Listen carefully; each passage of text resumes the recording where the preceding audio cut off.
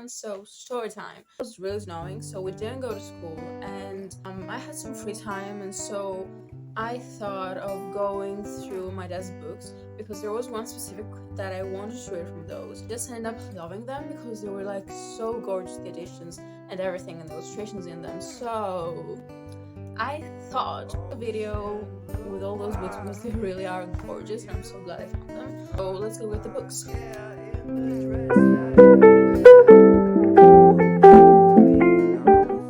So my dad's books are those up there, those like colorful ones. Yeah, but it's so high up. Yeah, I'll need a chair. Okay, there we are.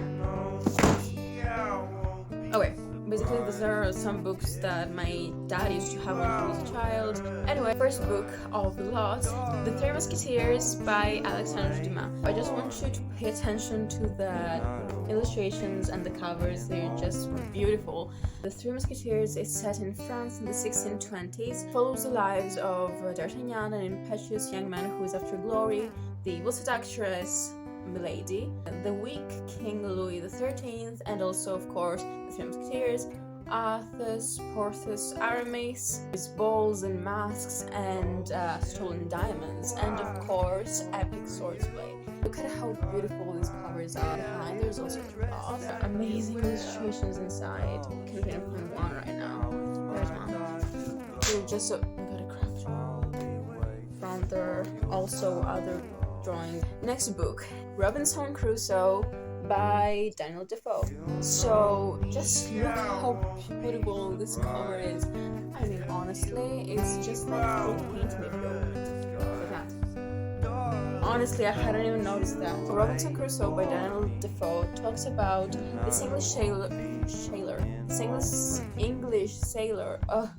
who is basically stranded on this deserted island for 28 years, almost 3 decades, and fortunately being saved, he encountered mutineers and captives and even cannibals. It is said that Robinson Crusoe has really existed, that it was a real person who was stranded for 4 years on an island, which was later renamed as Robinson Crusoe Island thanks to the book. How beautiful colors in this one. I mean, no joke, they're just gorgeous. They're just beautiful, and of course the pages are yellow. The Iliad by Homer and the Odyssey by Homer. So I kind of feel like intimidated by saying the plot books too, so I'm not gonna do that. The topic of Odyssey is basically the journey of Odysseus back home, back to his lovely wife, who, by the way, totally betrayed while he was away. Anyway, I'm just saying. Oh, by the way, Odysseus is returning home after the Trojan War, just so I let that out. Iliad is about the last year of the Trojan War between the Greeks and the city of Troy, actually about the wrath of Achilles. These 2 books are actually epic poems, and they were written by Homer. He is one of the greatest authors and epic poets of ancient Greece. So yeah, these are kind of out of my league, so I'm not going to add anything else. Gorgeous too, they're so ancient Greek. The Family from One End Street by Eve Garnett. I seriously see myself reading this at summer in a hazy afternoon because I don't know, this totally inspired me when I saw it, and it's so cute. This one talks about the family of the Ruggles. Meet the Ruggles, this happy, sweet family, crazy family, wild family, and there's 7 children. And basically this book talks about all the shenanigans that are caused by these hooligans. Which read this actually, it's really speaking to me, you know? Of course there are illustrations in this one too. It's just beautiful, honestly. This one is a Greek book. Oh my god, the dust in this is... oh my god. There's also a coffee stain on this one, just want you to see. There's a coffee stain. Who knows who did that? My grandfather, my grandmother, my dad. I don't think my dad drank at that age. It's called Treladonis. You can translate that as Crazy Anthony. Basically an insight on how only children can see in a naive way life, and how they see adulthood and the adult's world, and about all the shenanigans again that this boy does alongside his siblings. And this also is a classic for children in Greece. I read it though. This is even more. It actually seems more ancient even than the others. I don't know what the hell. This one is one I'm really excited about. Dear, why is this happening in every video? Hope they had some strength left in them. What I'm really excited about is 20,000 Leagues Under the Sea by Jules Verne. This is actually the book that caused all this to happen.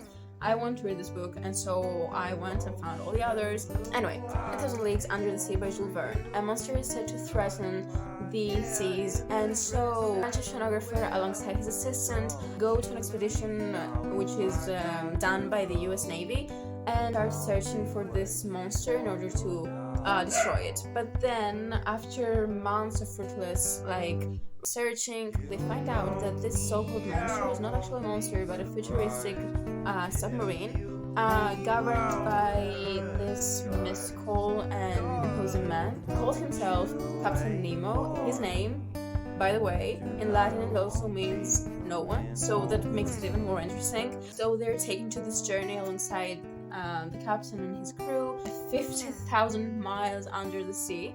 They see undersea forests and everything, and they also go to the ruins of the long-lost Atlantis. It's amazing. And also inside it's like that. It's like that. Yeah, I know. I love this. Dick Sands, the Boy Captain, again by Jules Verne. So this book talks about this orphan American boy who is on deck on this ship, the Pilgrim, and he's also an apprentice, and he wants to learn how to become a master of a ship one day. And Returnity arrives much sooner than he had expected. Coming of age book for this 15-year-old boy who is suddenly entrusted with the great responsibility of bringing back to harbor safely the ship and also its passengers. Just look at how beautiful it is. I mean, it's just a whole masterpiece. It's just a piece of art.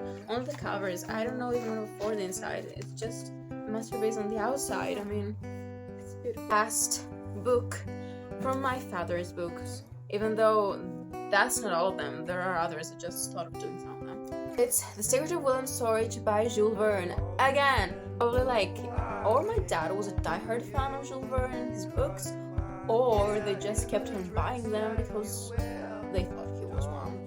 So he just ended up with so many books of Jules Verne. William Storage is basically the son of this famous scientist. Also has his father's secrets, including an alleged formula of invisibility. He vows revenge against those who denied the love of his life, Mira. And to take his revenge, he acts in a surprising and kinda sinister way on the eve of her wedding. By the way, I think that this is the last book that Verne ever sent to his editor, publisher, and illustrator. So this is the last book he ever wrote, I guess. Oh yeah, I love this illustration of this book. I was looking at them yesterday. They're gorgeous. Inside looks like this. And yeah, that's all the books for today. I hope you enjoyed, and I'll see you next time. Bye!